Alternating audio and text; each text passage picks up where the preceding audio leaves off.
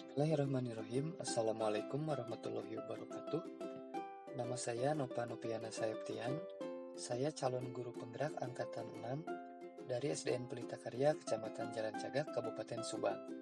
Dan kali ini saya akan memaparkan mengenai koneksi antar materi modul 1.1.A.8. Dalam pemaparan kali ini ada 3 pertanyaan pemantik. Yang pertama, apa yang Bapak Ibu percaya tentang murid dan pembelajaran di kelas sebelum mempelajari modul 1.1? Kemudian yang kedua, apa yang berubah dari pemikiran atau perilaku Bapak Ibu setelah mempelajari modul 1.1 ini? Dan yang ketiga, apa yang dapat segera Bapak Ibu terapkan lebih baik agar suasana kelas mencerminkan pemikiran Ki Hajar Dewantara? Baik, kita langsung masuk ke pertanyaan yang pertama. Apa yang Bapak Ibu percaya tentang murid dan pembelajaran di kelas sebelum mempelajari modul 1.1? Yang pertama, murid bagaikan selembar kertas kosong, belum mempunyai pengetahuan apapun dan tugas guru untuk menorehkan tinta atau mengisinya dengan ilmu-ilmu pembelajaran. Kemudian yang kedua, semua siswa harus tuntas dalam pembelajaran. Dalam arti, sebagian besar siswa harus mendapatkan nilai hasil evaluasi yang cukup memuaskan. Lewat kondisi itu, baru bisa dikatakan pembelajaran berhasil.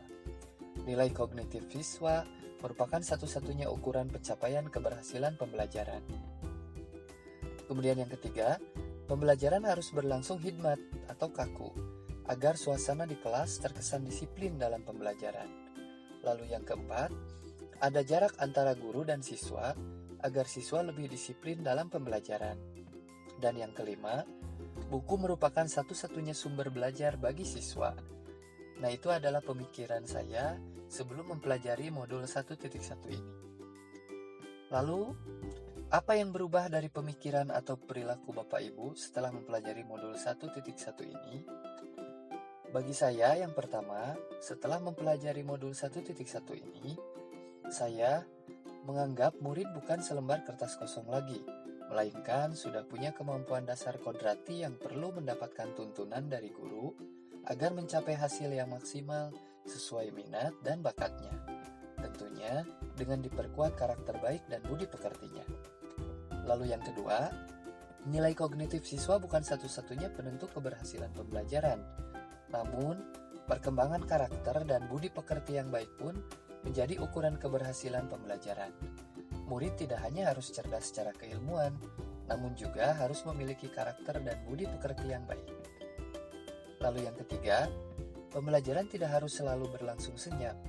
Justru, keaktifan siswa lebih diharapkan terjadi pada pembelajaran yang berpusat pada siswa.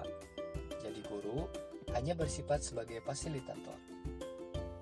Lalu yang keempat, guru dalam mendidik dan mengajar harus bersifat menuntun. Dalam menuntun tidak ada paksaan. Guru juga harus dapat larut dan tampil menjadi seorang teman bagi siswa, agar siswa lebih terbuka untuk mengungkapkan perasaan, ide, atau gagasannya dalam pembelajaran, sehingga pembelajaran tidak bersifat kaku. Dan yang kelima, tidak hanya buku, alam, lingkungan, dan kebudayaan di sekitar siswa juga merupakan sumber belajar yang bisa dimanfaatkan secara konkret dan kontekstual dalam proses pembelajaran yang lebih bermakna.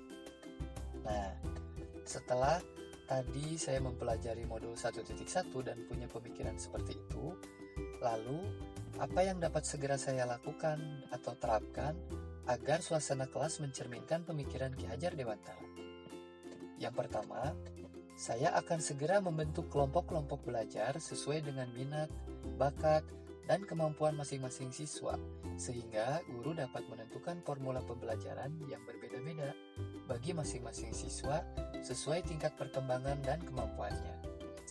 Lalu yang kedua, saya akan segera mengimplementasikan Merdeka Belajar yang lebih memberikan kebebasan kepada siswa dalam pembelajaran sesuai minat dan bakat siswa dengan mengintegrasikan muatan-muatan pembelajaran ke dalam profil pelajar Pancasila, agar tidak hanya secara keilmuan, namun budi pekerti dan karakter siswa juga dapat terbentuk dengan baik.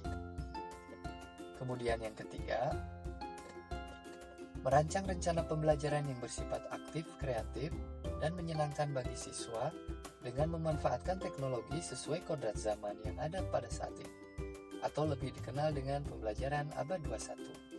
Dan yang keempat, saya akan lebih berperan tidak hanya sebagai guru, namun juga ikut larut menjadi teman dan orang tua yang tidak hanya memberikan ilmu, namun juga memberikan kenyamanan dan kesempatan kepada siswa untuk lebih terbuka mengembangkan ide dan gagasannya. Dan yang terakhir, saya juga akan merancang rencana pembelajaran dan berbagai metode pembelajaran yang bervariasi dengan memanfaatkan lingkungan alam dan kebudayaan yang sudah menjadi kodrat alam siswa. Demikian pemaparan yang bisa saya sampaikan. Mudah-mudahan ada manfaatnya ya. Wassalamualaikum warahmatullahi wabarakatuh. Salam Guru Penggerak.